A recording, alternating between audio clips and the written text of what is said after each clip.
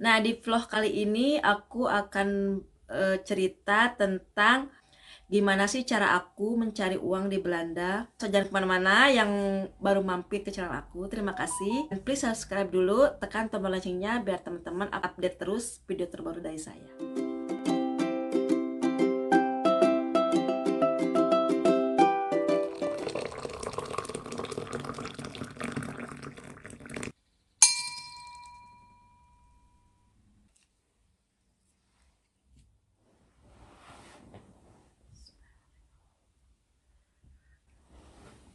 Minum dulu.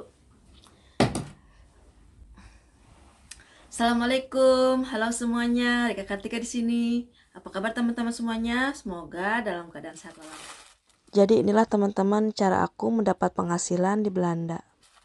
Saya ini berbisnis jualan hijab dan baju busana muslim dari tahun 2017. Mungkin teman-teman mau tahu kenapa sih aku mau berjualan busana muslim, enggak barang apa kek gitu, barang yang lainnya, barang perabot rumah tangga apa gimana gitu, atau enggak souvenir dari Indonesia gitu ya. Terus juga aku juga kenapa sih aku harus ngambilnya hanya dari Indonesia, aku nggak ngambil dari negara lain gitu ya. Nah, pertama aku jawab ini dulu ya. Yang pertama emang untuk dakwah juga ya teman-teman.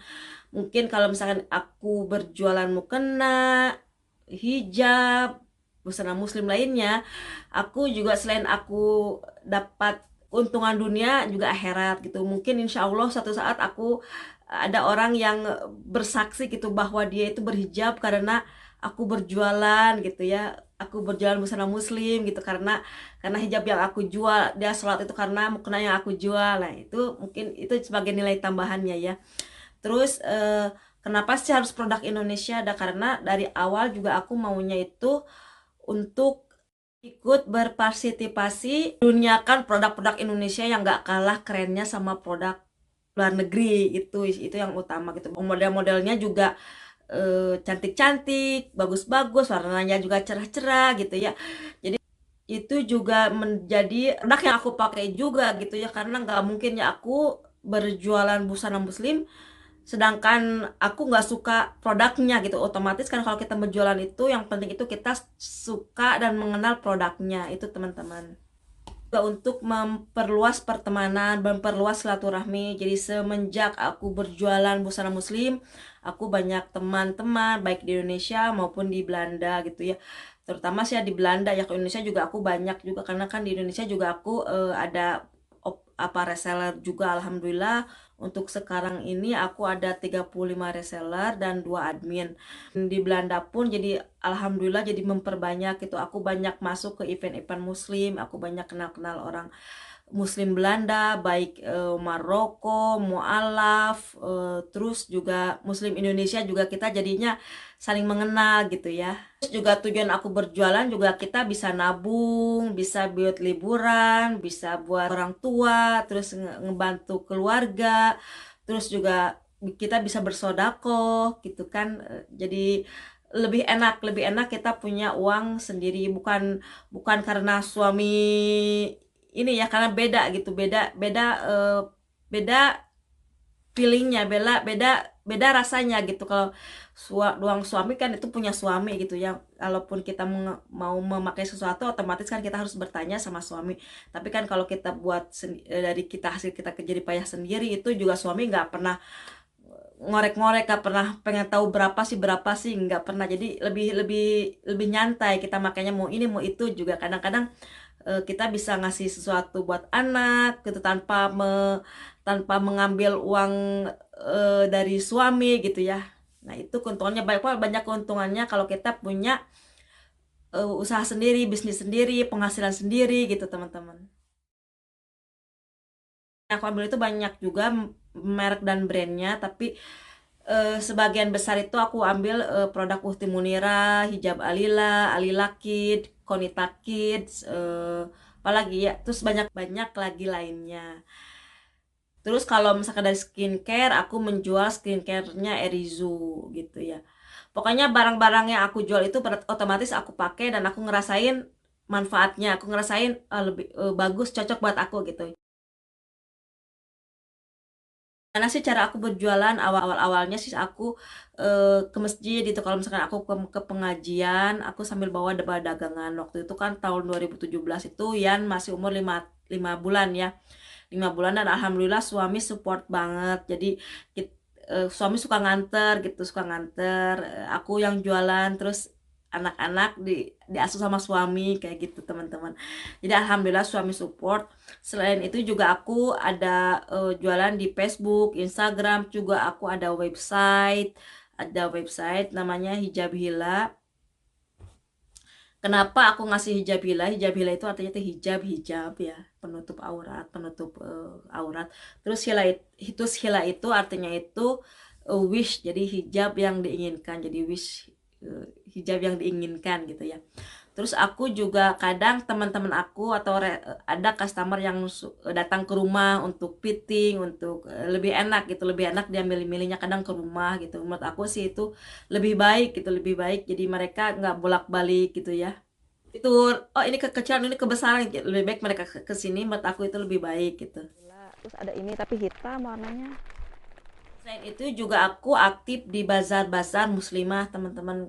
Eventnya itu kebanyakan sih orang Maroko ya, orang Maroko. Jadi aku ikut-ikutan bazar orang Maroko. Jadi alhamdulillah banyak banget ininya apa, orang Maroko itu jadi customer terbanyak ya. Karena kan mereka itu suka suka sama produk-produk Indonesia, bahannya, modelnya gitu ya. Dan aku juga di sini juga pilih-pilih model juga ya. Waktu aku kan cerita juga gimana sih produk-produk yang mereka suka, tapi dia dan aku nggak sekarang ya.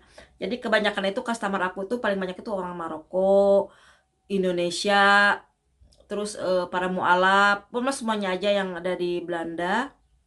Alhamdulillah ya, tapi kebanyakan emang orang Maroko gitu. Di lain, kalau bulan-bulan biasa aku nggak ikut ya karena capek gitu ya, tapi biasanya itu aku ikut itu waktu momen-momennya Idul Fitri, Idul Adha gitu ya, aku pasti ikut. Terus kalau misalkan bazar Indonesia, aku biasanya itu ikut ke bazar, kayak kalau ke hari raya kemerdekaan itu suka ada festival Indonesia, tapi untuk tahun ini kayaknya enggak. Selama corona juga enggak, aku ngikutin itu sekitar 3 tahun yang laluan itulah masih.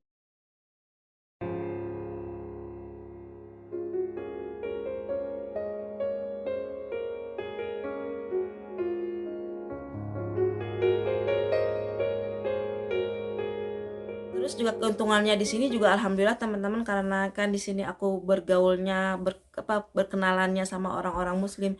Jadi otomatis aku kenal juga para mualaf, dan aku di sini juga apa ya, menyisihkan sebagian harta aku untuk membuat bingkisan kado untuk para mualaf, entah itu tempat buat sholat, baju baju sholat, baju apa, peralatan sholat gitu ya.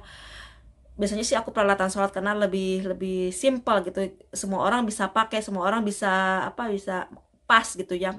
Kalau cowok sih aku kasih sarung sama peci sama sejadah, kan itu semuanya pas gitu. Kalau kalau yang untuk wanitanya itu aku pakai sejadah, terus mukena itu alhamdulillah aku kasih sama Pak Hamdi atau pimpinan HIMI Indonesia gitu ya, pimpinan, enggak aku kasih ke DNH dia, ke DNH, di pengajian DNH juga aku kasih alhamdulillah. Jadi siapa tahu kan, karena kan dari awal juga apa, untuk bersiar gitu ya, siapa tahu yang teman-teman yang membeli barang dari aku juga hartanya, untungnya juga aku sisipin buat sodako. Jadi insya Allah juga ke teman-teman juga barokah ya, bukan, dan insya Allah juga mereka pakai gitu ya.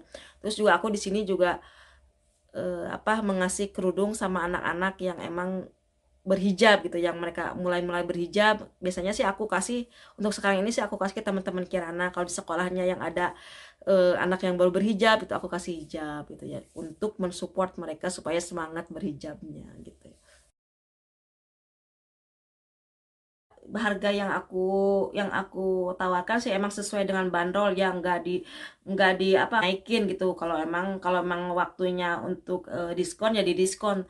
Tapi untuk harga di Belanda otomatis kan aku harus melipat melipat gandakan ya, karena kan dari ongkos kirimnya ke sini, juga bayar tax, juga bayar book holder, istilahnya book holder itu jadi orang pembukuan, jadi aku harus bayar mereka juga. Jadi nggak di dua dua atau tiga lipetin gitulah, tapi nggak tapi aku juga melihat juga pasarnya di sini tuh berapa gitu. Jangan sampai kan aku ngejual gamis yang harganya itu jauh-jauh dari harga-harga pasaran gitu ya, karena kan biasanya pasaran di sini tuh gamis yang emang berkualitas, yang emang bagus, standar itu sekitar 25 euro itu emang standar gitu, standar harga sini gitu ya. Ya gamisnya udah bagus, kualitasnya, jahitannya udah bagus. Hambatannya apa atau kesusahannya berbisnis di Belanda, spesiali aku ya yang berjualan gamis dan busana muslim. Yang pertama tentu masalah shipping atau pengiriman barang ya, karena dari Indonesia ke Belanda itu cukup jauh, lumayan ya. Kalau lewat udara bisa, cuman itu mahal ongkosnya, jadi nggak bakalan ada untung ya, emang terlalu mahal gitu untuk berjualan. Kalau lewat laut itu emang lamanya itu bisa sampai ke 6 bulan itu, karena ada masalah inilah, masalah itulah, makin masalah ada yang memasukkan barang yang tidak boleh dimasukkan, jadi itu semuanya kargo itu dibongkar lagi, kayak gitu pun lama banget, bisa sampai 6 bulan. Tapi teman-teman boleh kasih info saya kalau misalkan teman-teman punya ngerti masalah kargo, pengirim barang. Kalau misalkan insya Allah sih kalau emang itu lancar gitu ya, aku pengen sewa kontainer gitu. Pengen sewa kontainer, jadi aku kontainer buat sendiri aja gitu, nggak dibagi-bagi sama orang lain. Cuman aku mau tahu kosnya berapa gitu ya. Boleh info saya kalau teman-teman mengerti atau tahu tentang masalah kontainer gitu. Terus masalah kedua itu kan, orang Maroko ini kan, atau orang Belanda, orang Maroko itu kan orangnya tuh tinggi-tinggi ya, tinggi-tinggi. Jadi untuk size Indonesia itu kadang-kadang nggak cukup buat mereka gitu, karena mereka tinggi-tinggi, gamisnya aja bisa sampai 155. 155, aku aja tingginya 153 gitu. Kalau aku mungkin gamis aja udah ngeyupuk gitu ya, karena tinggi badan mereka itu 170, 180 gitu ya, emang tinggi-tinggi gitu. Nah, itu masalah masalah tinggi badan ya. Kalau masalah lainnya mungkin juga peraturan di sini tuh lumayan ketat ya. Yang dimana customer itu adalah raja gitu. Jadi customer boleh memulangkan produk yang dia beli, apapun itu alasannya, mau alasan kekecilan, kebesaran, apalah warna itu. Kalau di Indonesia kan nggak bisa ya, apalagi kalau udah ada size chart yang jelas gitu ya. Jadi kalau kalau jadi kalau di Indonesia itu kan kita harus mengukur dulu gitu ya. Kalau misalkan kekecilan ya salah sendiri, kenapa nggak dicek dulu gitu ya.